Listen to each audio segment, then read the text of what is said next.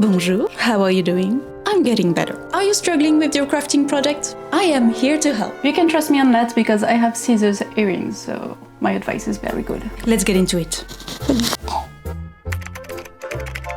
Camille Denis on Discord is asking, if I don't find the exact shade of thread that goes with my fabric, do you think it is better to take a darker or a lighter thread? It is always better to have a perfect match for your fabric, but that's not always possible and it's fine, honestly. My opinion is that if you don't have the perfect one, it is fine to go a bit darker. Because when you sew, the stitch line makes kind of a little groove, even if it's like a visible stitching, like top stitching. And even if it's super flat, you have this kind of tiny valley and it makes a shadow. So it appears a little darker, even if you have like the perfect match of color. So if you don't have a choice, go a little bit darker. And if you really don't have anything, just make a statement and go with a neon pink thread and just make a lot of top stitching and turn it into something decorative. Maybe you can turn a weakness into a strength. It's not a bug, it's a feature.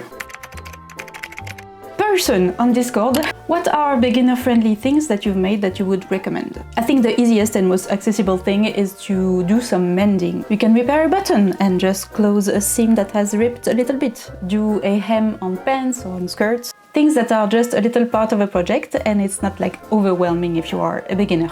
Next little step is to do very simple project that would be things that are very geometric, straight stitching that doesn't need to be fitted on the person, napkins, pillowcases, curtains, tablecloth, things that are easy to do and useful. This will get you a little bit more comfortable on the sewing machine, because I know this thing can be a little bit intimidating at first, but it's okay, you can do it. And then the next step, you can buy a commercial pattern that has not a very complicated project, but has very detailed instructions. Something that is explaining you all the steps and following simple projects on things like YouTube, subscribe, but something that has all the steps with a visual aid. But also, I think the most important is to just do something that you are excited about. But anything you can do, even if it's small, it gets you experience points and you are getting better. So just do the thing, anything. Even if it doesn't end up perfect, which it won't, it's fine, do it! Terry is asking, j'aimerais avoir un tutoriel pour savoir comment faire tenir une perruque sur la tête. J'ai les cheveux très glissants et à peu près rien ne tient dedans. Le filet à cheveux ne tient jamais en place, c'est l'enfer. De plus, je n'ai pas le front très haut et j'ai toujours l'impression de ne plus en avoir du tout une fois que la perruque est en place. J'imagine que je devrais me contenter d'une perruque qui a un toupet, mais s'il y a un truc, j'aimerais bien le connaître. Merci. So, wigs are not holding on your head. So you should look at experts on wigs. Drag queens. Sometimes they would add some tape around their heads to make sure that the wig cap is holding. And then you can add some makeup to blend that in, and then you put your wig on, with a lot of pins. But there is a more simple and comfortable option, and that is wig grips. It is a kind of elastic band that you can put around your head, and it has usually some Velcro to make sure that it fits perfectly. It's quite comfortable, it's not expensive, and it really helps to keep the wig in place. I would definitely look into that. This one. Maxine is asking, can you please help me design an outfit for my graduation party from my art school in 3 weeks? Those are my sketches. I want something that is edgy, extra, with a lot of drama, but still has some elegance. My hair is black and blue, so it shouldn't clash with them. Also, I just sewed for 2 years, so it can't be too difficult.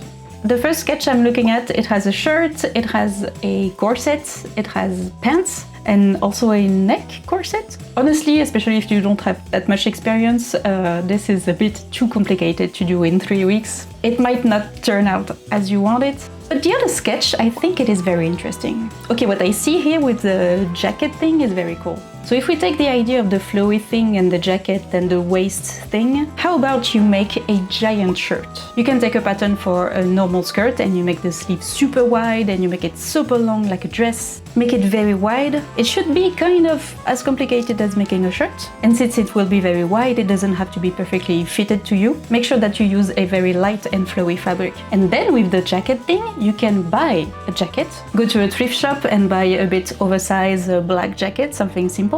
And then you can shop it and deconstruct it and take different pieces. You are in art school and you want something edgy, I'm sure you will find plenty of ideas into that. And then to go with the waist thing, you can add maybe a huge belt, like huge. Belts are not that difficult to do, they are basically a very long strip, with or without a buckle. It would be nice with a huge buckle. And there is also a neck piece on your drawing, so how about you can also make a belt for your neck? A cool choker thing? That would be nice. Ooh, I'm getting ideas now. But yeah, since you don't have a lot of time, I would go with something maybe not too complicated and upcycling. I hope that helps. If you want help with the project, you can ask the question on the Discord. I made a channel with the questions that I can answer here, but also we have a very nice community of people just helping. It's so heartwarming to see it. And you can also come to my Patreon. You can get early access and ad-free videos. I put an extra exclusive video a month over there. And also every month I make a PDF pattern of one of my designs that you have voted on, so you can download it to make it yourself. And also it supports the channel, and it's how I can make a lot of projects for you guys. So thank you so much for the people who support. Mwah! When you use a sewing pattern that is too small for your hips, what are some ways to make it fit better? Add some fabric at the hips. You can add it on the side. Make sure that you add the same amount at the front and at the back, so your side seam stays straight on your side. That's what I would say without knowing which project you are talking about. But when in doubt with sizes, just go always bigger than your own size. It's always easier to remove fabric than to add some. Judith from Germany is asking, my kitchen is very small and I would like to have a trash because it is essential in the kitchen. Where and how should I incorporate it in my kitchen? And we have a few pictures. Maybe you can add a very flat one behind the door. I've seen this kind of stuff when I was in Japan because they have very small kitchens. Maybe if you can find a very flat container. You can also find some small ones that you can hang on the doors of your kitchen cabinets or even on the drawer. They could be very practical. Also, I see a lot of green at your window, so maybe if you live in the country, you can have access to compost, at least for the food waste. Ever since I moved here, we have now a pile of compost, and it has greatly reduced the amount of garbage in the kitchen. I have this little thing just beside the sink. It's a flower vase from IKEA, and I added a lid. I also cleaned it up to show you. But we have it there, we can put all the food scrap in it. And since it's small and it fills up fast, we don't forget to empty it. So you don't keep vegetables rotting in your kitchen. And also there is a recycling bin outside of the kitchen, so that might save us some space too. Hope that helps! Nina from Germany is asking, I had ordered a surprise package of mixed fabric, 2 meters of dark grey ribbing and a sizable amount of white neoprene. Recommendations for items that could be sewn with these fabrics? Maybe techniques that would be useful? Do you think it would be possible to dye or otherwise modify the neoprene? The first thing that comes to mind with these fabrics are maybe a bomber jacket. The neoprene could make this very nice. And neoprene can be painted or dyed. You just have to make sure that you use a synthetic dye, not just a regular dye. And a fabric paint, but you have to just test a little bit of fabric first to make sure that it sticks. So yeah, a jacket with a very cool painted design. And actually I'm thinking the last time I used white neoprene, I made something very stupid. Est-ce que je l'ai encore? Où est-ce que je l'ai rangé? Wait. Okay, are you ready? This is a crepe skirt. This was white neoprene and I used some fabric paint and I burnt the edges. Look. I used a sponge to paint the different shades of brown. This was an extremely fun project. Very nice. A perfectly normal thing to wear.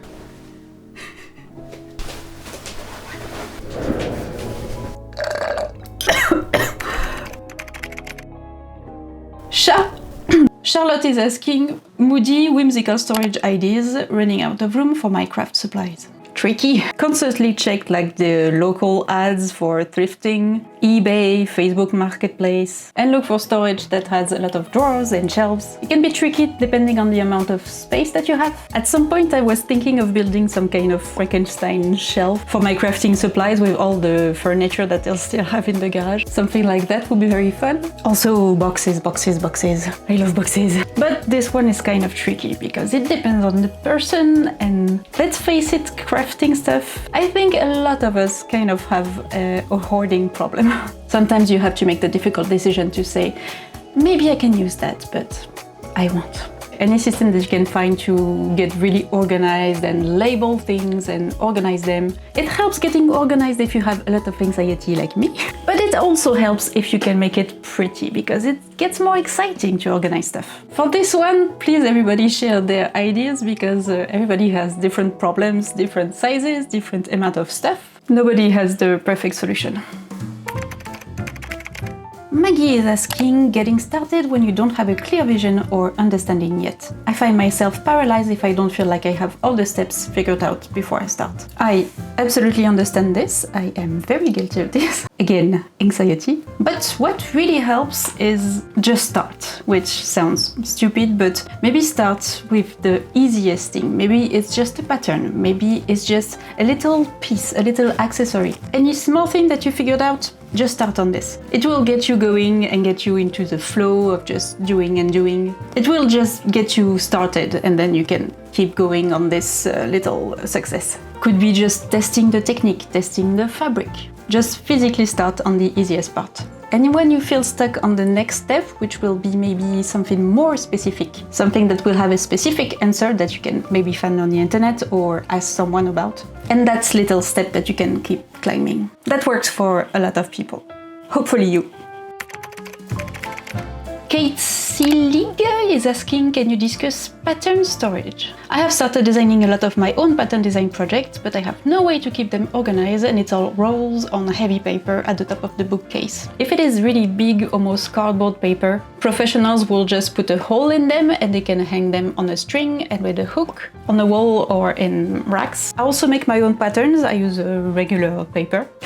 And whatever the size, I always put them inside a plastic pouch. I used to keep them in a binder, but now I have these little organizers. I write all the patterns that are inside, and they all are the same size. Even if it's a lot of paper, I don't care, I just fold them the right size. And I would suggest that you do that with your commercial patterns as well, even though they are kind of smaller when they are folded. You can also add your notes or drawings, so you know what's inside. For me, I think it's the best way in terms of space and organizing.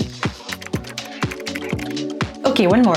I am working on a Star Trek inspired blue sweater where I want to add a leather piece at the shoulders, but I have a hard time figuring out how to measure it and how to fit correctly. Okay, so this is the reference. Oh, that's Jean-Luc Picard. So you want to make the shoulders into leather. Obviously, leather is not stretchy enough, so you would need to have some kind of closure, maybe at the back. Yes, there is a seam in the back.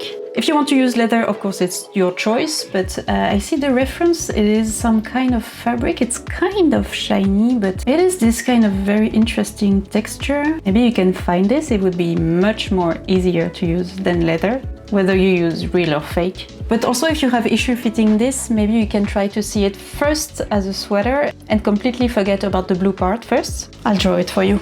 So you would first make a mock-up with the sleeves and the bodice with the standing collar and have your closure at the back, maybe a zipper that can fully open. And when this fits you, you can draw the design of the blue part on it and then assemble it like a regular shirt. It would be much more easier. Also, I see some piping between the blue and the black, so you can look into that. That would look very neat. So you would have your blue and black pieces. Assemble the back and the front, add the collar, assemble both sleeves and then add them to the bodice, making sure that you match the blue part together. I hope that makes sense. That's how I would do it. So, live long and prosper. I'm really bummed that I cannot answer every question that I receive. Do you like this format? Do you enjoy it? I think it would be interesting for a lot of people, even though it is not your specific project. I really love thinking about solutions for other people, even though I can't answer every message. Keep making your project, keep crafting, keep doing stuff. I hope you enjoyed. Subscribe. Bye bye. Bisous. Sorry, I almost made a video without showing you the cat.